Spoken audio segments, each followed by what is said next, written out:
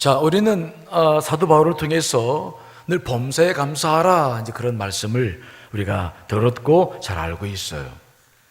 이것이 그리스도 예수 안에서 너희를 향하신 하나님의 뜻이니라 그러셨죠. 그러니까 우리가 어떠한 상황 속에 있든지 감사하라. 그것이 하나님의 뜻이다. 그런데 요즘 그 감사가 조금 좀 마음이 힘들어지는 경우들이 있어요. 나라가 이렇게 되니까 자꾸 저도 이렇게 낙심이 될 때가 있고, 이게 좀 어떻게 해야 되나 참 고민이 자꾸 되고, 주님과의 교제 속에서 그 감사가 깊이 들여지는 일들이 자꾸 방해받는 것을 경험을 하게 되는 거예요. 여러분들이 어떻게 이제 이 추수감사주의를 준비하는지 모르겠습니다만은 남아있는 기간 동안에 정말 나라와 국가는 또 하나님께서 해결해 주시겠고, 우리의 믿음이 정말 온전히 감사로 드려질 수 있게 되시기를 간절히 축원합니다. 그것이 우리에게는 오늘 소중한 일이 아닐까 생각이 드네요. 자, 범사에 감사하라. 그 범사라고 하는 게 구체적으로 뭡니까? 좋을 때, 나쁠 때, 슬플 때, 기쁠 때, 마음 상할 때, 또 좋을 때, 모든 일 가운데서 그 일들을 감사하라 그렇게 말씀하시는 건데, 오늘 본문의 말씀 보시면은 그 범사에 해야 할 일이 무엇인지를 구체적으로 알 수 있는 말씀이 기록되고 있어요. 저는 오늘 그 말씀을 여러분들과 함께 나눠보고자 하는 것이죠. 자, 먼저 오늘 본문의 말씀 보니까 솔로몬은 하나님의 말씀을 증거하면서 우리들에게 무엇을 주장하냐면, 우리가 제일 먼저 범사에 감사하고 여러 가지 상황에 맞춰서 우리가 해야 할 일들을 하기 전에 하나님의 주권을 먼저 인정하라는 말씀을 오늘 13절에 하고 있어요. 자, 13절 말씀 읽어보겠습니다. 시작. 하나님께서 행하시는 일을 보라. 하나님께서 굳게 하신 것을 누가 능히 곧게 하겠느냐 하는 거예요. 그러니까 하나님께서 굳게 하셨다. 이 굳게 하셨다고 하는 말의 의미는 하나님께서 뭔가를 잘못되게 하셨다 그런 말씀이 아니라 하나님께서 뜻이 계셔서 어떤 일을 굳게 하셨어요. 즉 우주 만물을 주관하시는 그 하나님께서 뜻이 계셔서 그것을 조금 굳게 하셨는데, 우리가 그것을 보고서 곧게 할 수 있겠느냐? 못하죠. 하나님께서 굳게 하신 것을 우리가 마음에 들지 않는다고 곧게 할 수는 없다는 거죠. 그러니까 먼저 솔로몬은 이 말씀을 통해서 우리들에게 주장하고 있는 것은 뭐냐면, 인생의 모든 것들이 하나님의 뜻대로 되어져 가고 있음을 인정하라는 그런 말씀입니다. 여러분, 그 사실 믿으시죠? 내가 아무리 발버둥친다고 그래도 되지 않아요. 하나님의 주권, 이게 주권이죠. 하나님께서 모든 걸 하신다. 그분의 뜻대로 모든 것을 하신다. 물론 우리가 기도해드리고 함께 동역하지만 결과적으로는 그분의 뜻이 이루어져 간다. 주권. 그분이 굳게 하시는 소리가 곧게 할 수 없다. 이것이 우리가 고백해야 될 첫 번째의 신앙의 고백이죠. 그런데 같은 전도서를 보면 그 하나님의 주권에 대해서 우리가 두 가지를 알아야 될 필요가 있다는 것을 우리가 알 수 있어요. 하나님의 주권이라는 것은 왜 우리가 인정할 수밖에 없느냐? 왜 그분의 그 절대적인 주권을 우리가 따라 살 수밖에 없느냐라고 하는 것에 대해서 우리는 두 가지를 생각해 볼 수 있죠. 첫째는 뭐냐면, 우리가 하나님의 주권을 인정할 수밖에 없는 것은 우리가 모르는 것이 하나가 있는데, 때를 몰라요. 뭘 모른다고요? 때를 몰라요. 때를 몰라요. 우리가 보고 있는 이 전도서 3장에 보니까 솔로몬은 그렇게 말하고 있어요. 하나님께서는 범사에 기한이 있고 만사에 다 때를 두셨다. 날 때가 있고, 말하기 싫죠. 날 때가 있고 죽을 때가 있고 그렇죠? 또 심을 때가 있으면 뽑을 때가 있고, 또 죽일 때가 있으면 병들 때가 있으면 치료될 때가 있고, 헐 때가 있으면 세울 때가 있다. 모든 만물이 다 때를 따라서 모든 것들이 다 이루어지고 있다. 그런데 우리는 몰라요. 내가 언제 병이 들지, 언제 회복될지, 내가 언제 아플지, 언제 다시 건강해질지. 여러분, 우리는 때에 대해서는 정말 몰라요. 그것은 하나님의 주권으로 모든 것이 되어져 가고 있기 때문에 우리는 정말 아는 게 없어요. 자, 하나님께서는 우리에게 때를 알 수 없도록 하셨다. 전후 3장 11절 말씀이죠. 읽습니다. 시작. 하나님이 모든 것을 지으시되 때를 따라 아름답게 하셨고 또 사람들에게는 영원을 사모하는 마음을 주셨느니라. 그러나 하나님이 하시는 일의 시종을 사람으로 측량할 수 없게 하셨도다. 우리는 몰라요. 하나님이 어떻게 언제 이 일을 굽게 하실지, 아니면 굳은 일을 곱게 하실지 솔로몬도 그 일을 분별할 수가 없다고 말씀하셨죠. 우리는 정말 몰라요. 그것은 하나님의 주권에 해당하는 거예요. 또 하나, 우리가 하나님의 주권에 해당하는 것인데 모르는 것이 하나가 있는데, 뭘 모르냐면은 이유를 모를 때가 있어요. 때도 모르지만 언제 모든 일들이 곧게 되고 굳게 될지 모르지만 왜 그것이 굳게 되는지도 모를 때가 있어요. 왜 그것이 곧게 되어야 되는데 왜 굽어지는지를 모를 때가 있어요. 이것도 우리가 하나님의 주권 앞에 머리를 숙일 수밖에 없는 이유예요. 이유를 몰라. 이유를 모르는 것이 너무 많아요. 저는 우리 교회에서 목회를 하면서 이해를 못하는 것 중에 하나가 있어. 그게 뭐냐면 꼭 유치부 여름성경학교를 하면 비가 오더라고. 지금까지 목회를 하면서 유치부 여름성경학교를 한다 그랬는데 비가 안 온 해가 있긴 있었어요. 근데 기억이 안 나.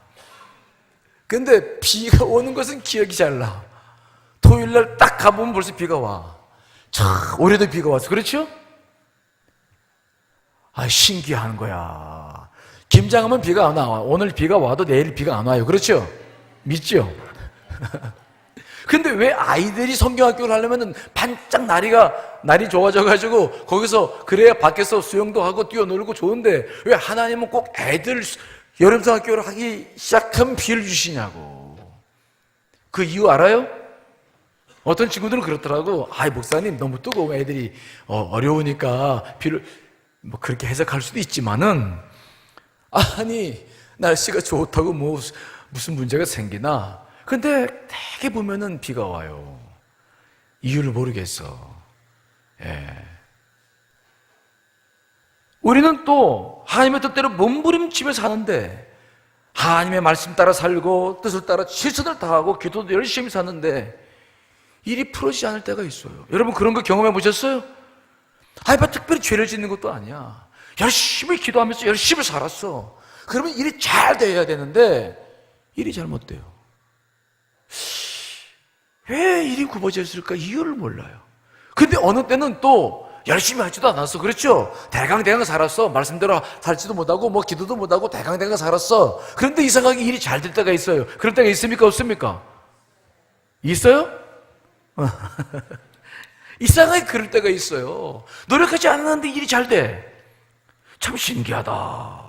차라리 내가 의를 행하고 열심히 기도만 한다면 계속 복을 주시겠다. 차라리 하나님께서 그렇게 우리의 일을 인도해 가신다면 우리가 알고 있는 상식대로 인도해 가시면 좋겠는데, 그럼 얼마나 편하겠습니까? 열심히 하면 되니까. 그런데 그렇게 의를 행해도 그렇게 의인처럼 사시는 분들이 많은데 인생의 문제가 해결되지 않는 가정들도 많이 있거든요. 그 이유를 알 수 없는 거야. 왜 하나님께서 우리가 의롭게 살고 모든 문제를 문제 없이 말씀 따라 살려고 애를 썼는데 왜 인생이 굽게 되는지. 그래서 전도서 7장 16절에 보니 그런 말씀도 있어요. 자, 읽어볼까요? 시작. 지나치게 의인이 되지도 말며 지나치게 지혜자도 되지 말라. 어찌하여 스스로 패망하게 하겠느냐. 이 말씀을 읽으면 조금 마음이 이상해져. 그렇죠? 지나치게 의인 되지 말라? 그럼 죄 짓고 살라는 건가? 그런 말 아니에요. 아셨죠? 그러니까 오해하지 마세요.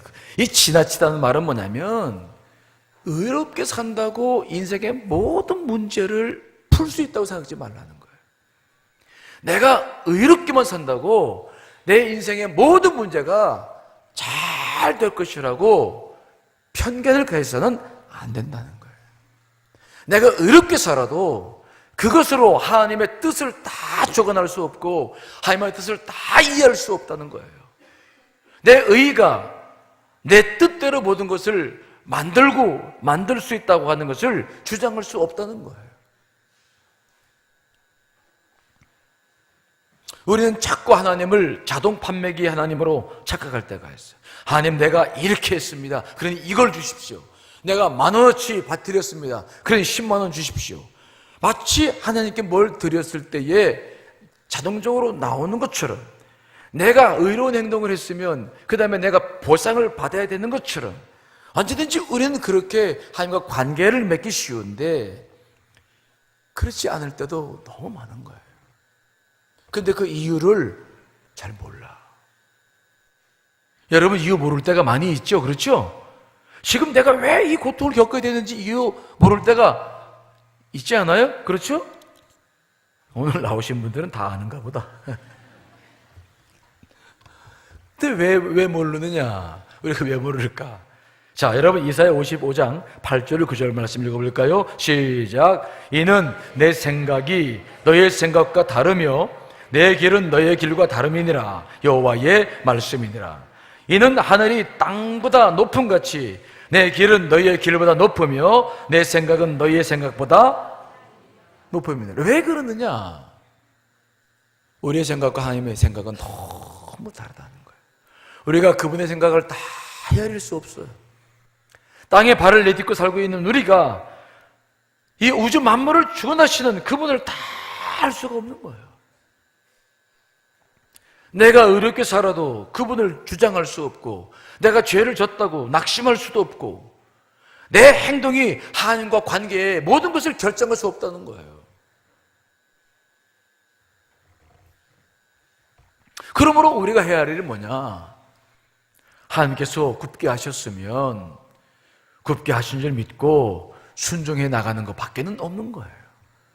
그분께서 곧게 하셨다고 한다면 난 이유를 알 수 없지만, 그러나 그 하신 일에 이유가 있음을 믿고 순종하며 나아가야 될 줄 믿습니다. 그 이외에 우리가 인생에서 많은 것을 알 수는 없다는 거예요. 그러므로 우리가 먼저 이 인생의 모든 문제를 풀어나갈 때에 여러분, 하나님의 주권을 인정할 수 있게 되시기를 간절히 축원합니다.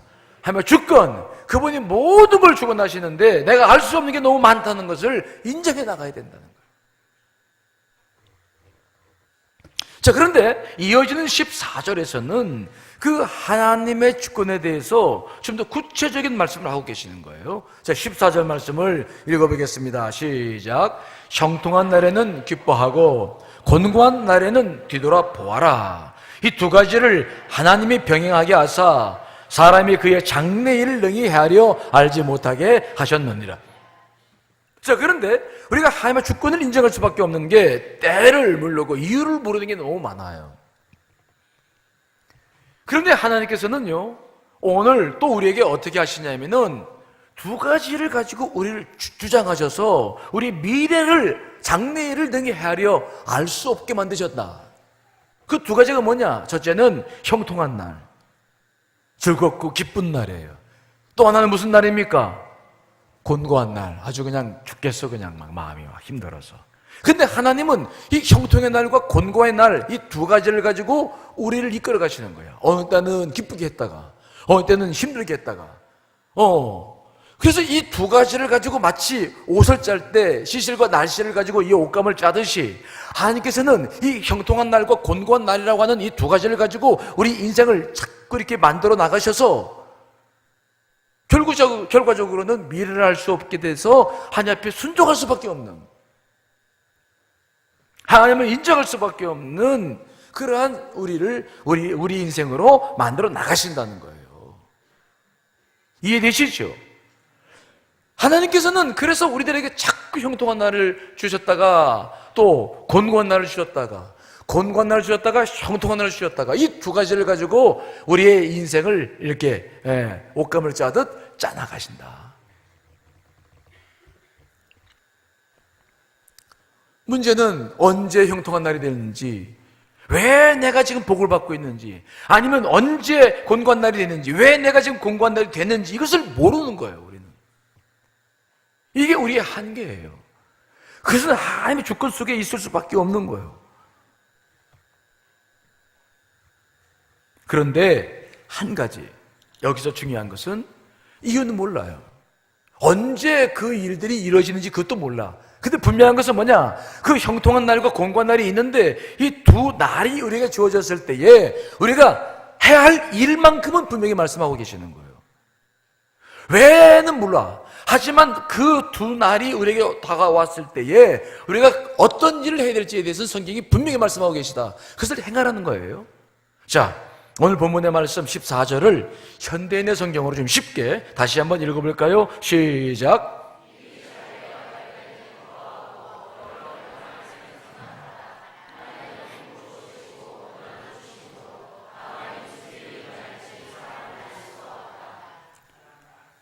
알 수 없어요. 잘 될 때도 있고 못 될 때도 있어. 언제 이것들이 교체가 되는지 우리는 몰라요. 하나님의 주권 안에 있어. 그런데 분명한 것은 뭡니까? 형통한 날에는 뭘 하라고 말씀하십니까? 기뻐하라는 거예요. 또 곤고한 날, 힘든 날이 다가왔을 때는 뭘 하라는 겁니까? 생각하라. 뒤돌아봐라. 이 두 가지만은 분명하게 말씀을 하고 있는 거예요. 그래서 우리가 인생을 살아갈 때에 어떠한 경우라도 범사가 이 두 가지에 해당하는 거 아닙니까?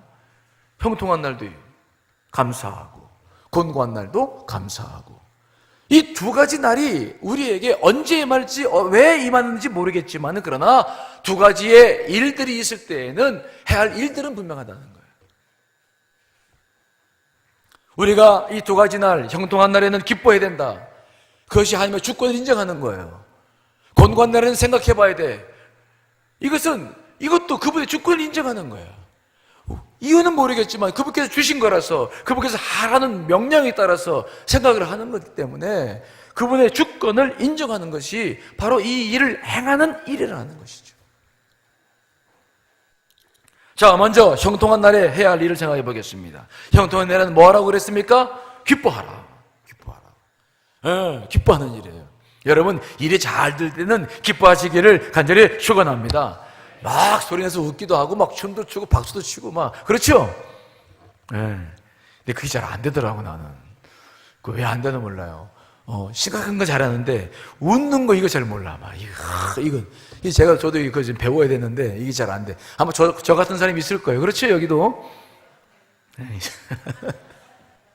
우리 자녀들 생각해 보세요. 자녀들이 좋은 날, 기쁜 날을 막 박수 치고 춤추고 막 노래 부르면 우리도 좋잖아. 그렇죠? 우리에게도 기쁜 날이 있고 형통한 날이 있을 때는 좀 눈치 보지 말고 막 소리도 지르고 감사도 하시고 여러분 기뻐하시기를 간절히 축원합니다. 그게 하나님의 뜻인 거야. 좋다고 막 박수 치고, 누가 잘하면 막 박수도 쳐주고, 좋다고 막 해주고, 늘 저처럼 이렇게 심각하면 안 돼요. 저에게 그게 좀 어려움이 있어요. 그런데 이 기뻐함은 뭐가 함께 따라와야 되냐면 감사함이 따라와야 돼. 따라합시다. 기뻐함은 감사함이 따라와야 된다. 왜 그럴까요? 내가 형통한 날을 갖게 되는 것은 내 능력이 아니기 때문에. 이유를 몰라. 내가 노력한 게 있지만 그것 때문에 내가 복을 받고 있습니까? 아니에요. 그보다 더 큰 하나님의 은혜가 있는 거예요. 그래서 내가 형통하고 기뻐할 때는 기뻐도 하지만은 이건 나만을 위한 기쁨이 되어서가 아니라 그것을 내게 주신 그분께 감사함으로 돌려드리며 함께 기뻐하고 감사해야 될 줄 믿습니다.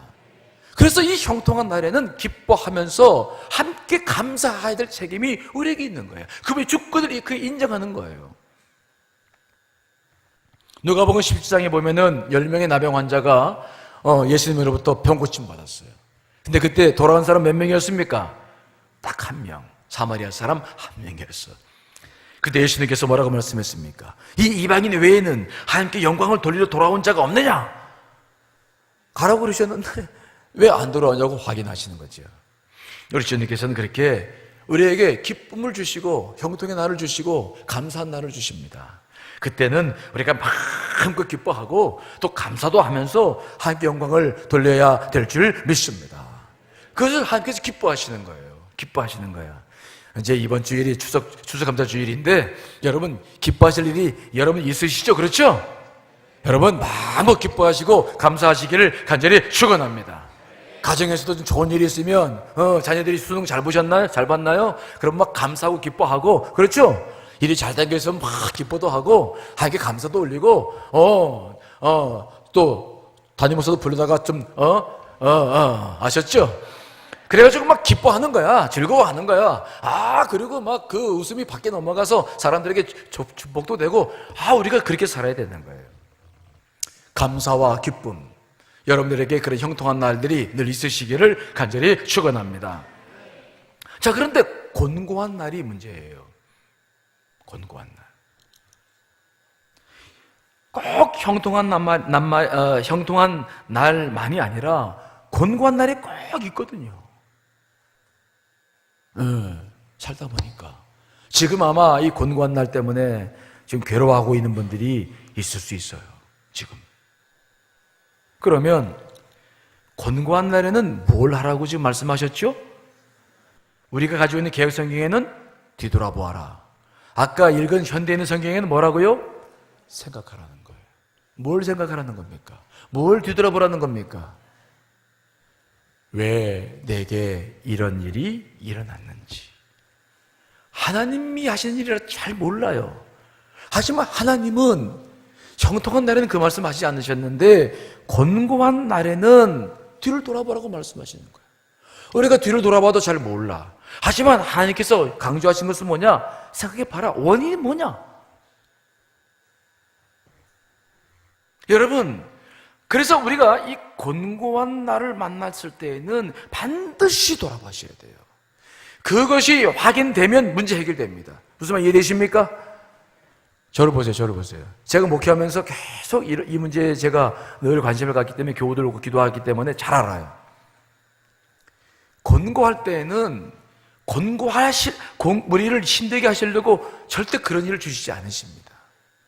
우리가 깨닫게 하시려고 하시는 거예요. 주님, 이것만 알아지면 문제가 해결돼요. 그래서 먼저 이 곤고한 날이 있을 때는 말씀도 잘 듣고 기도하면서 원인을 찾아야 돼요. 그래서 원인을 딱 찾아지면은, 그리고 주님하고 회개하고 딱 정리되면 해결돼요. 근데 그 문제가 정확하게 떨어지지 않으면 문제가 생기는 거예요. 그 나중에 말씀드릴게요. 그래서 요한계시록에도 보면은 처음 사랑을 잃어버린 에베소 교회를 향해서 말씀하시는 거예요. 너 첫사랑을 어디다 잊어버렸냐? 그 처음 행위를 찾아라. 자, 요한계시록 2장 4절 5절 말씀 읽어보겠습니다. 시작. 그러나 너를 책망할 것이 있나니 너희 처음 사랑을 버렸느니라. 그러므로 어디서 떨어졌는지를 생각하고 회개하여 처음 행위를 가지라. 만일 그리하지 아니하고 회개하지 아니하면 내가 내게 가서 내 촛대를 그 자리에서 옮긴다. 에베소 교회가 다 좋았는데 첫사랑을 잃어버렸어요. 그래서 하신 말씀이 뭐냐면 어디서 떨어졌는지 생각하라는 거예요. 어디서 떨어졌느냐? 왜 그렇게 됐느냐? 그래서 회개해서 처음 행위를 가져라. 그리하면은 모든 문제가 해결되는데, 그렇지 않으면 촛대를 옮긴다. 이 촛대는 은혜, 축복을 말하는 거예요. 내가 곤고한 날에 지금 임했는데 그 원을 발견하고 그 문제를 해결한다면, 하나님과 관계에서 해결한다면 다 끝나버려요. 근데 그 문제 해결 안 되면 촛대로 옮기신다는 거예요. 이게 굉장히 무서운 말 아닙니까? 그래서 우리가 형통한 날에는 기뻐하고 감사해야 됩니다. 하지만 곤고한 날에는 반드시 이 문제를 가지고 주 앞에 나오고 해결하고 원인을 찾아야 되는 거예요. 다윗이 하나님께서 금하신 인구조사를, 교만을 이제 세상 말로 떨다가 교만 떨다가 그만 하나님 앞에 이제 징계를 받았죠. 3일 동안 전염병이 들었는데 몇만 명이 죽었다고 성경에 기록되어 있습니까? 7만 명이 죽었어요. 7만 명. 엄청난 역사.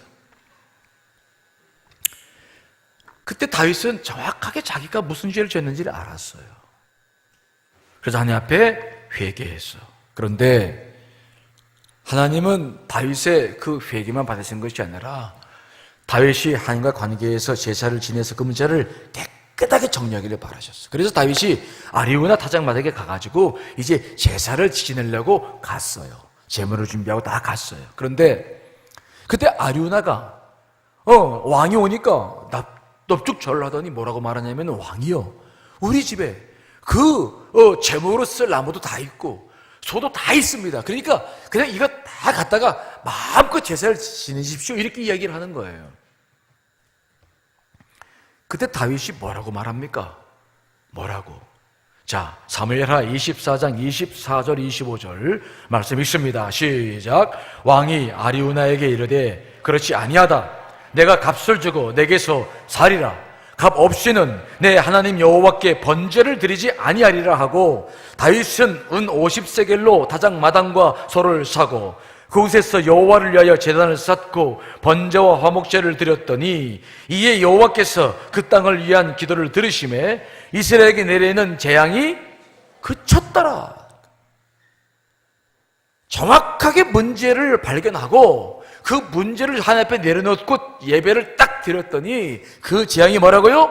그쳤다. 정확하게 문제를 핵심을 발견하고 그것을 여호와께 회개하면서 제사를 딱 드리고 나니까 정확하게 모든 재앙이 다 그쳤다. 해결된 거예요. 반드시 그래요. 저도 목양을 하면서 계속 이런 문제, 교우들의 가정 문제를 놓고 기도하면서 늘 경험하는 것이 있는데, 반드시 문제를 알고 그 문제를 회개하고 또 하나님 앞에 내려놓고 나면은 해결된다. 그래서 곤고한 날에는 생각해야 돼요. 왜 내게 이런 날이 시작되었나? 무엇이 문제인가? 우리는 이 곤고할 때에는 그러한 문제를 가지고 주 앞에 나오면서 영적인 큰 깨달음을 얻고, 그래서 더 감사할 수 있는 시간이 되시기를 간절히 축원합니다. 우리에게 영원한 곤고한 날을 주시려고 주시는 게 아니에요. 우리를 일부러 힘들게 하시려고 주시는 게 아니에요. 그것은 여러분, 우리를 깨닫게 하시고 우리를 성숙시키려고 주시는 하나님의 은혜인 줄 믿습니다. 그러면 곤고할 때에도 우리는 범사에 감사할 수 있는 거예요. 그 원인과 그 의미를 찾기 시작하면 우리는 너무 큰 은혜를 누릴 수 있는 것이 바로 곤고한 날입니다. 그러므로 우리가 그 곤고함이 임할 때에도 감사하게 된다는 거예요. 그런데 우리가 가장 주의해야 될 게 있어요. 뭐냐? 그것은 인생이 말이죠. 형통한 날도 아닌 것 같고 곤고한 날도 아닌 것 같은 날을 계속 살고 있는 사람이 있다는 거예요. 여러분, 그런 날들을 사는 분이 있을까요? 없을까요? 혹시 여러분들이 그런 분 아닙니까? 이게 내가 하나님으로부터 축복을 받았는지, 아니면 내가 하나님으로부터 지금 징계를 받았는지, 좋은 쪽을 생각하면 편한 인생 사는 거예요. 그렇죠? 네가 왜 떨어지냐?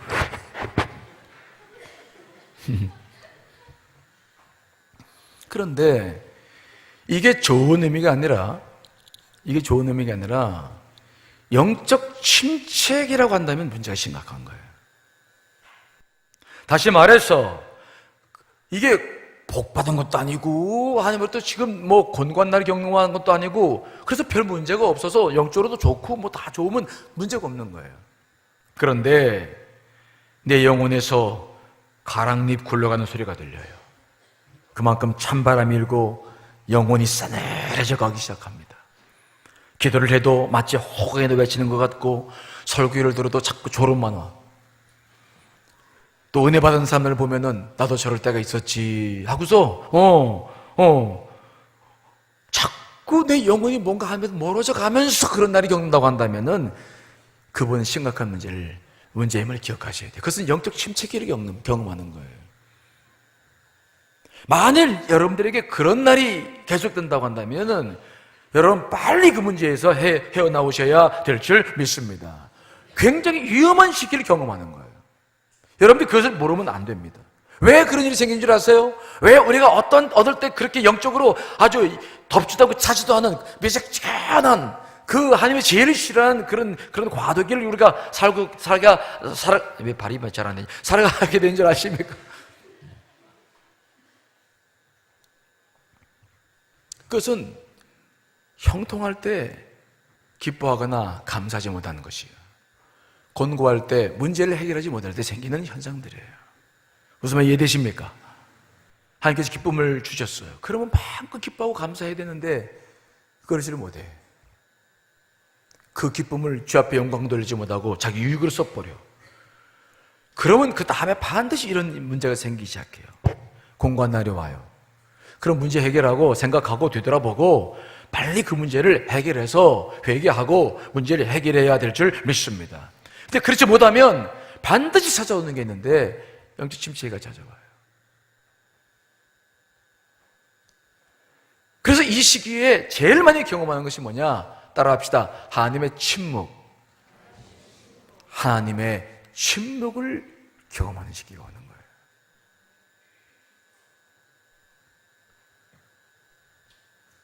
여러분, 우리가 하나님으로부터 징계받는 것이 여러 가지가 있는데 하나님의 침묵만큼 우리를 힘들게 하는 게 없어요. 우리가 부부싸움 할 때도 그러잖아요. 서로 싸우다가 화나면은 제일 무서운 게 뭡니까? 제일 무서운 게, 우리 집은 제일 무서운 게 말하는 거, 더 나아가면 금식하는 게 제일 무서워. 싸우려다 하면 괜찮아. 탁 말도 안 하고. 지금은 안 그래요. 옛날에 그랬다는 거예요. 네. 딱 안 하고 금식 며칠 해버리면 그냥 막 이거 뭐 하나님이 침묵하신다. 하나님이 나에게 반응하지 않아요. 내 감정은 움직이는데 하나님은 반응하지 않아. 내 정서는 감정은 움직이는데 내 영은 움직이지 않아요. 그런 영적 침체기가 지속된다면 우리는 심각한 문제가 생기기 시작해요. 그런 원인이 어디에 있느냐면 형통할 때 기뻐하지 않아. 감사하지 않아. 권고할 때 그 문제를 해결하지 않아. 그래서 그런 것들이 내 안에 자꾸 쌓이는 거예요. 영혼의 때가 끼기 시작하는 거예요. 그래서 내 영혼이 무뎌지기 시작하는 거예요. 내 마음이 하나로부터 멀어지기 시작하는 거예요.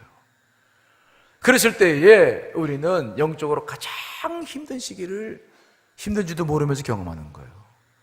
예배를 참석해도 은혜가 없어. 기도를 해도 은혜가 없어. 찬양해도 귀찮아. 교회에 나오지 않는 거 아니에요. 하지만 계속해서 그런 문제가 생긴다고 한다면은 그 문제를 빨리 풀어나가시기를 간절히 축원합니다. 문제가 어디에 있는지를 빨리 분별해서 내가 하지 않은 일을 함으로 말미암아 영적인 상태를 되돌려놔야 돼요. 모세가 이끄는 이스라엘 백성들은 광야에서 늘 두 가지를 경험했어요. 하나는 광야에서 하나님의 축복을 경험했죠. 반석에서 물을 먹이기도 하시고 만나 며칠의 일을 먹이시기도 했어요. 하지만 그 광야는 늘 위험이 있었어요. 굶주렸고 그들은 참으로 목말랐고 그 좋고 나쁨이 늘 광야는 함께 있었어요. 하나님께 반역하다가 불뱀의 위험을 맛보기도 했지만 하나님께서 그들을 위해서 또 구리뱀을 세워놓으셔서 그들을 구원하시기도 하셨어요. 늘 이 두 가지가 형통의 날과 공고한 날이 늘 광야 생활할 때 함께 했는데 여러분 그 이유가 뭡니까? 그 이유가 자 신명기 8장 3절 한 절 말씀이죠. 읽습니다. 시작. 너를 낮추시며 너로 줄이게 하시며 또 너도 알지 못하며 너 열조도 알지 못하던 만나를 내게 먹이신 것은 사람이 떡으로만 사는 것이 아니요 여호와 입에서 나오는 모든 말씀으로 사는 줄을 너로 알게 하려 하심이라. 늘 광야 생활하면서도 좋은 날이 있고 나쁜 날이 있고 형통한 날이 있고 공고한 날이 있고 이것들이 자꾸 반복되는 것은 딱 한 가지라는 거예요. 사람이 떡으로만 사는 것이 아니라 여호와 입에서 나오는 말씀으로 사는 것. 즉 하나님을 깨닫게 만들고 하나님의 사랑으로 만들기 위해서 이 두 가지가 계속 반복된다는 거예요. 지금 우리의 삶에도 두 가지가 반복되는 이유가 거기에 있는 줄 분명히 믿습니다. 깨달으라는 거예요. 하나님의 은혜와 말씀으로 사는 것임을 알게 해주시려고 이 모든 일을 우리에게 주시는 거예요. 여러분, 형통의 날을 주신다고 해서 영원하지 않습니다. 곤고한 날을 산다고 해서 영원하지 않습니다. 믿으시죠? 지금 어려움의 삶을 산다고 해서 영원하지 않아요. 지금 축복을 받았다고 영원하지 않아요. 하나님 언제 이것들을 변화시킬지 몰라요. 그러면 우리는 깨어서 우리에게 어떤 날이 주어지든 거기에 맞는 일들을 행함으로 하나님께 감사하며 하나님께 영적 민감성을 가지고 살아갈 때에 하나님의 축복이 우리 가운데 늘 임하시고 우리가 어느 때를 만나든지 하나님께 감사하는 삶을 살게 될 줄 믿습니다. 지금 여러분 어떠한 날을 맞고 있습니까? 형통의 날입니까? 곤고의 날입니까? 아니면 이것도 저것도 아닌 그 제3의 그런 날들을 보내고 있습니까? 오늘 기도하시면서 여러분들이 어느 때를 맞이하고 있든지 그 때를 감사의 조건으로 바꿔나가시기를 간절히 축원합니다. 다 같이 찬송같이 부르시고 기도하겠습니다.